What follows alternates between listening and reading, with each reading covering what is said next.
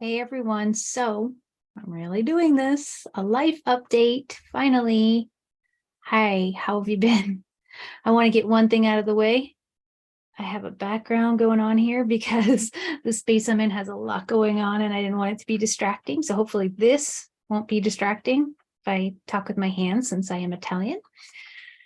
Oh my goodness, where do I begin?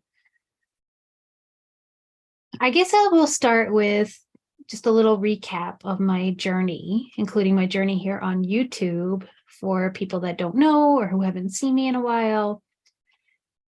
In 2010, I was diagnosed with borderline personality disorder. And at that point, my life had become so unmanageable. I wasn't able to keep a job. I had a really hard time keeping relationships with other people. I was constantly doing things that just seemed to take me backwards in life. I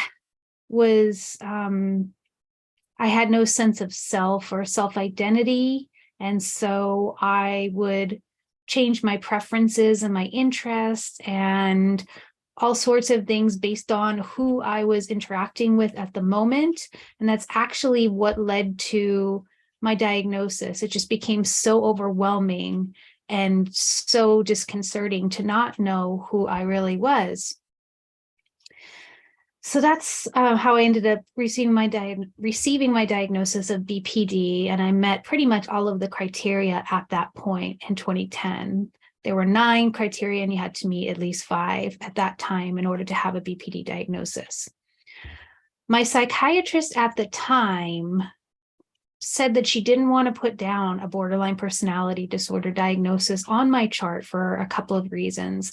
The biggest being, and unfortunately, I still hear this is true for people today, is that there's stigma, including in the medical community and in the psychiatric community, including from the very people we are supposed to be able to trust to help us with this very serious mental illness. And I had a habit of going to the emergency room, whether it was for suicidal thoughts or I would have anxiety that was so severe, especially when I had to be alone for a certain amount of time, that I would become dehydrated and end up in the emergency room. And my psychiatrist didn't want them to see BPD on my record because she was afraid of me not getting empathetic care, basically. So instead, she put history of severe psychological trauma, which is also true, but she didn't put the BPD on there. So that was one of my first wake-up calls about the stigma that surrounds borderline personality disorder. And I didn't like how it made me feel. And eventually I started thinking about all of the other people on the planet who have BPD on their medical record and who may be receiving less than empathetic care because of the assumptions and the misconceptions and the stigma that have gone along with BPD for a very long time. And I also thought about people like me who had a protective psychiatrist or psychologist who put something else down instead of BPD to protect them.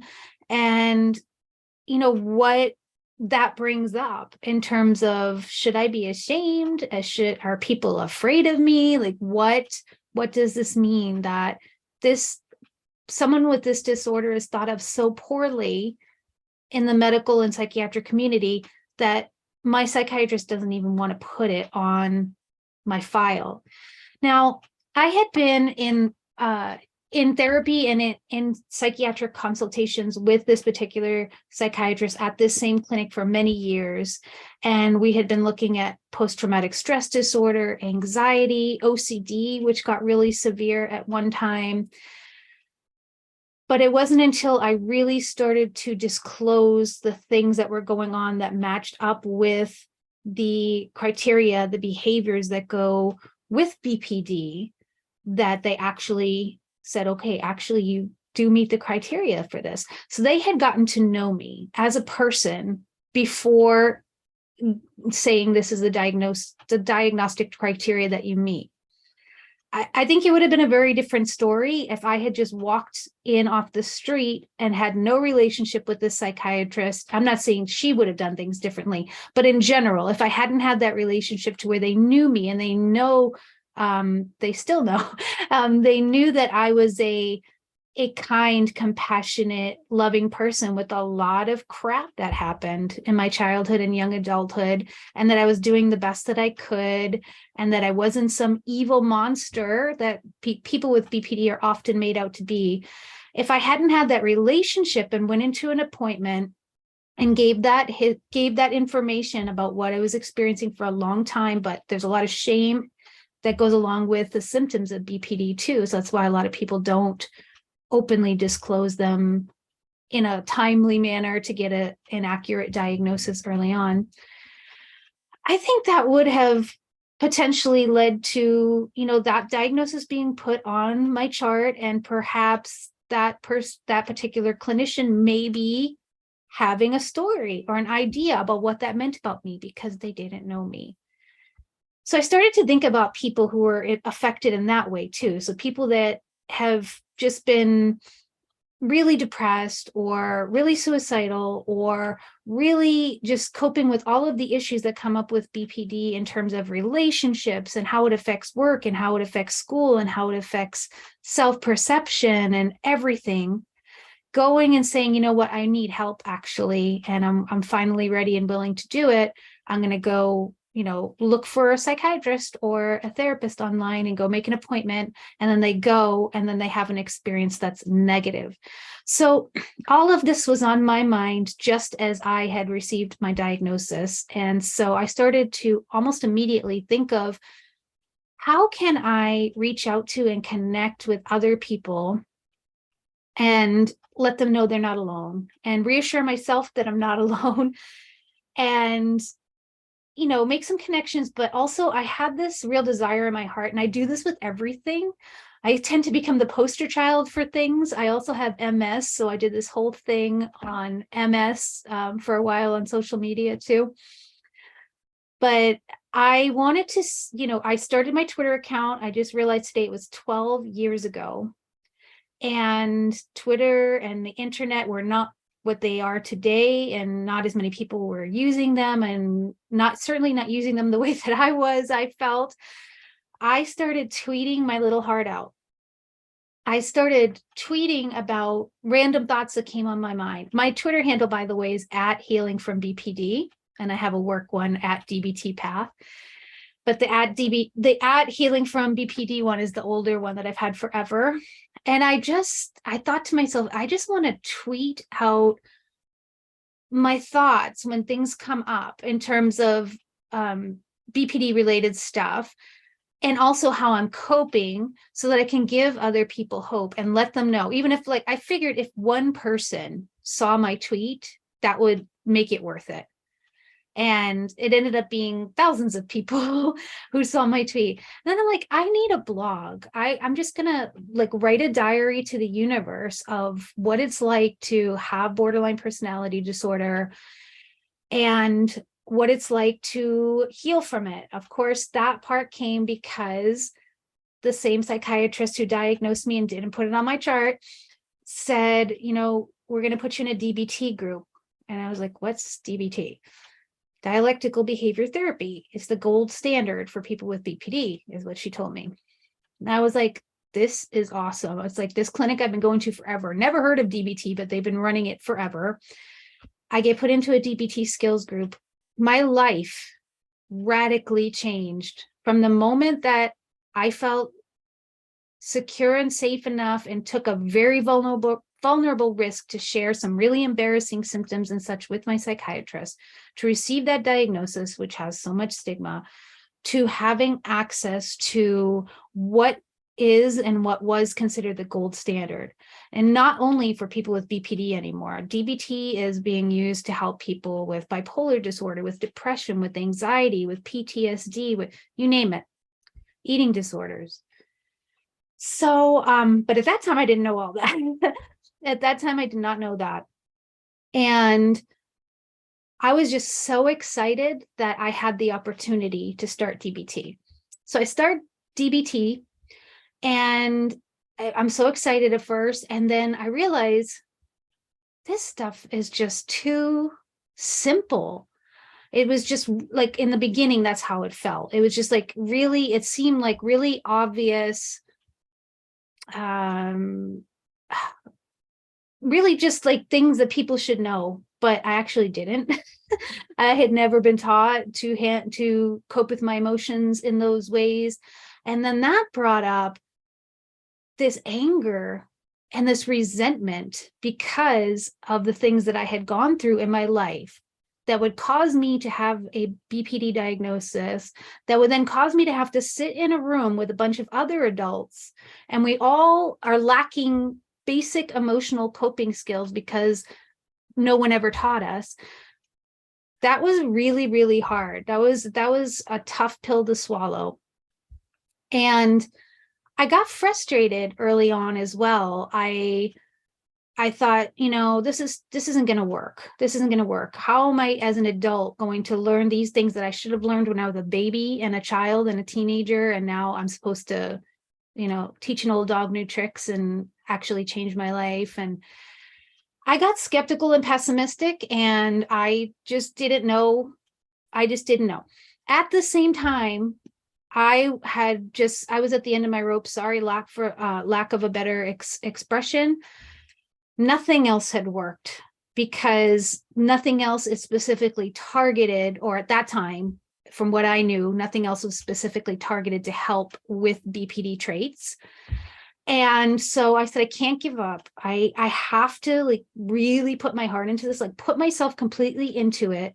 As dumb as it may seem sometimes, as angry and resentful as I might feel sometimes that I have to learn these skills at this age, et cetera, et cetera. I said, I think it was, I don't remember now if it was 3 or 6 months because it was 12 years ago, but it was something like that, between 3 and 6 months. I said, I'm going to stick with this, wholeheartedly throw myself in, and then see how I'm doing. Well, during that time, as part of something to keep myself accountable, as I mentioned, I started a blog, healingfrombpd.com. And I started, like I said, using it as a journal to the universe, similar to my tweets, but much longer. So really more comprehensive accounts of what I was experiencing mentally, physically, spiritually, all of these things, as I was learning skills that a child normally learns or a young adult normally learns, and applying them to my life and actually seeing things shift. So actually seeing less conflict in my relationships and less, I was still having the panic and anxiety, but less emergency room visits or less things getting to the point that I felt like I needed to go to the emergency room. It wasn't overnight. It took time. There was a progression, but I was like, this stuff works. And I got so excited. I completed all of the modules, and then I just kept repeating for years. I think I kept going for 5 years, which may sound crazy, but there was like this core group who kept going. We were in it together for years. We'd never had this. We'd never been around other people who understood how it felt to have to take a class like this. So I did that for many years, repeated the modules over and over again at the same clinic. And 2 years into this, I have an appointment with my psychiatrist, the same one that diagnosed me. And we discovered together, as we went through the diagnostic criteria and everything that had been going on in my life, that I was now in remission. I was clinically no longer meeting the diagnostic criteria for a borderline personality disorder diagnosis. That was 2 years in of practicing regularly, like completely throwing myself into DBT skills. I had also started doing more yoga. I started doing something called Hana somatics, something called TRE, trauma recovery exercises, I believe. And cumulatively, I believe these efforts, with DBT being the top one, and the reason I say that is because the other modalities that I did, stuff can come up for you while you're in them. And if you don't have emotional coping skills to deal with them, then it's counterproductive. So I needed to have that foundation, that basis, the DBT skills first, then I was able to do things that worked with trauma in the body. And I was able to do a trauma recovery group at that same clinic that I had tried before DBT Skills, and got so dysregulated that I had lost my job, I had lost relationships, I was sick.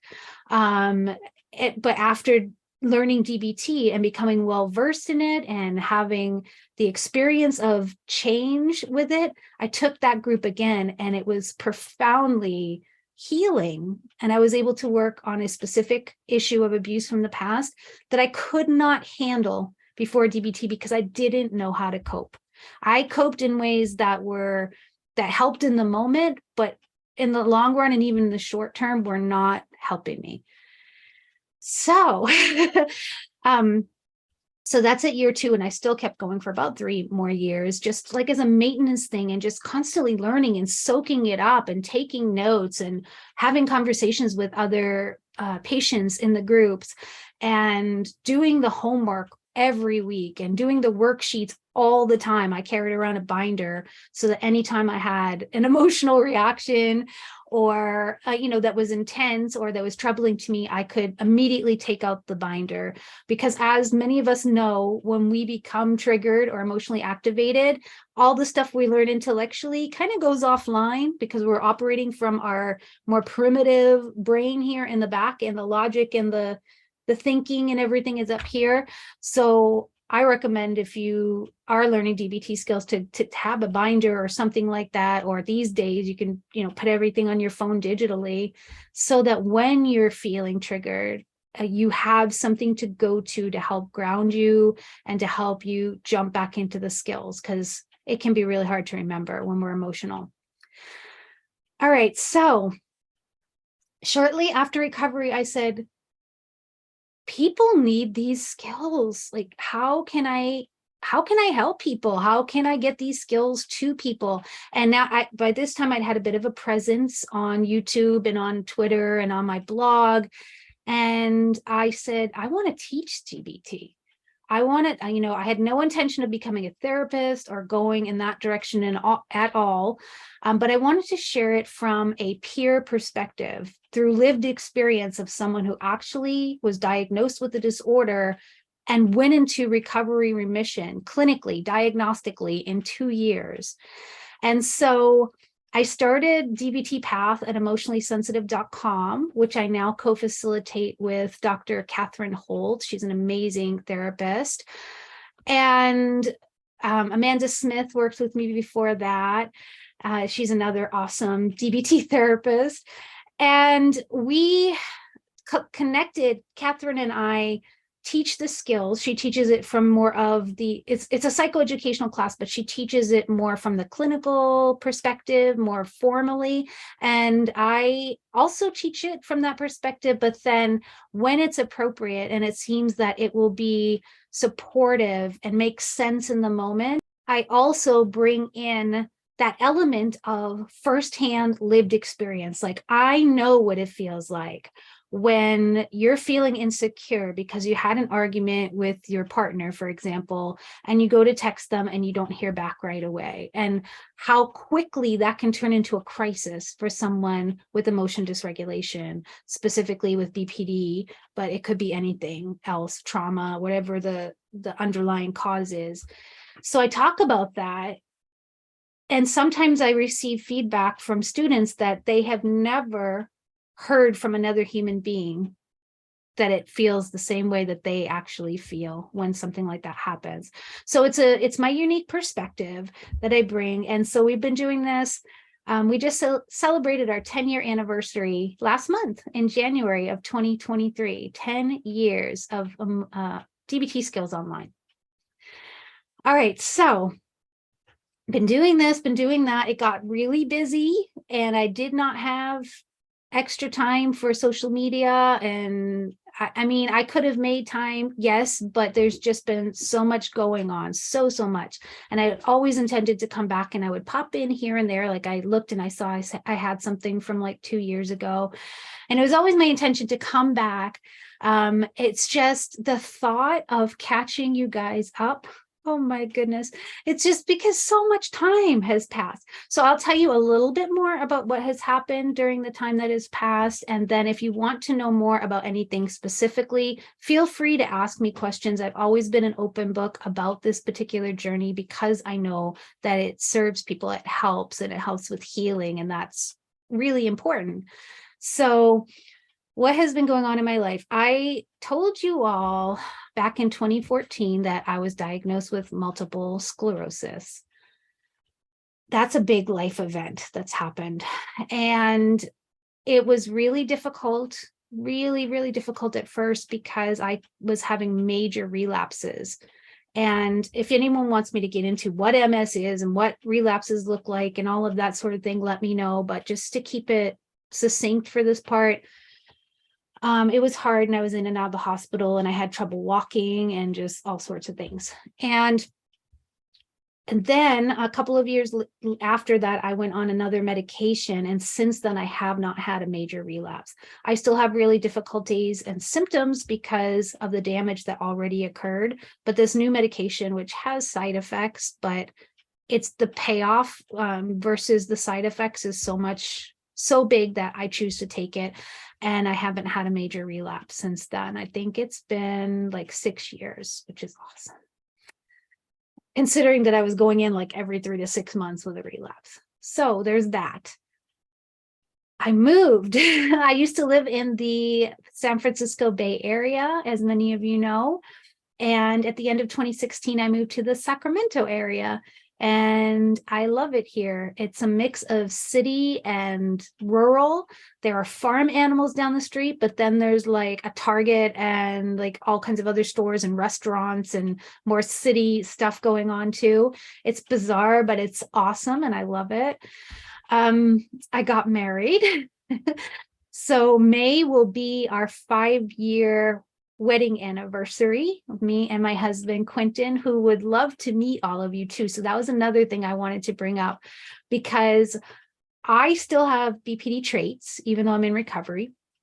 And my husband is also really sensitive. And so we have been noticing how we show up to support each other and how that helps us individually and as a couple. And we're actually going to do a workshop on that for our DBTs, my DBT students at emotionallysensitive.com. So we're in the midst of working on that. But I was wondering, would you all like to meet him? And would you like us to do a video together? Maybe we could even do at some point like a Q&A where you could ask him questions and ask me questions about how we make things work with, you know, all the stuff that is in the background. I would love to do that. My husband is a very understanding, compassionate, loving, creative person, and I got really lucky, and he feels the same way about me. He knows that I'm very sensitive and about my history, and he knows how to show up. He knows how to validate. And this is the first time in my life I've really had that. And so that's another thing. And I have gone back to school for my master's degree in consciousness and human potential, which is an absolutely fascinating subject for me. It's a combination of modern science, everything from quantum mechanics to neuroscience, and its parallels to ancient Vedic wisdom that's been around forever, with its roots in India. So I just completed my first year of the program in December. Actually, no, hold on. This month is technically the end of my first year. So that's been wonderful. I am just absolutely loving that. I also learned a meditation technique called Transcendental Meditation that has been absolutely life-changing for me. All of the tools that I have tried in my lifetime and all of the meditations I've tried and everything, nothing calms me and gives me the sense of peace that TM does. So that's another big part of my life now. My cats, who you have seen in many of my videos. Oh, I just got a message from work, so I'm gonna take that and then I'll be right back. Okay, I'm back. I really don't remember what I last said because it's been about 10-15 minutes since I paused this to go and talk to a mom of a 15-year-old that may be joining us. We have a lot more teens now in our class. So anyway, that's what's been going on. And I mean, there's other layers of stuff, including the fact that because of my MS and the immunosuppressant that I'm on, I'm still in N95 land and social distancing land, and it continues to take DBT skills to cope with that. So that's another thing I could talk about if there are other people who relate to that, who are still needing to take the more extensive precautions, I guess you would say. And yeah, so I don't know if I said something that YouTube's not going to like with that, because anyway, okay. All right, so I am just so glad to have caught us up a little bit. I want to make videos that are going to be helpful to you on your journey. Now that I'm in recovery, my perspective can come from two places. One, from the more darker spaces of being in the thick of BPD symptoms, and now being in recovery, in remission. And it's a beautiful, amazing place to be. And it's so far removed and different from being in the thick of BPD symptoms. However, BPD traits remain. It's not always perfect. Things come up that I still attribute to my emotional sensitivity and the BPD traits. And I have to cope with them, and I choose to cope with them through DBT skills. So I can talk about that as well, and hopefully that will be helpful. But if you have something specific in terms of, if you want to ask me a question about something that's happened between the last time you watched a video from me and now, or about my journey with BPD and recovery, or about specific topics that you would like me to cover in a video, if you would comment below, I would greatly appreciate that. Please like this video, as we know that helps to get the video seen by more people. And if you haven't subscribed yet, please go ahead and click that subscribe button and click that bell so that you get those alerts as well. All right, everyone. Thank you so much. We'll talk soon. Bye for now.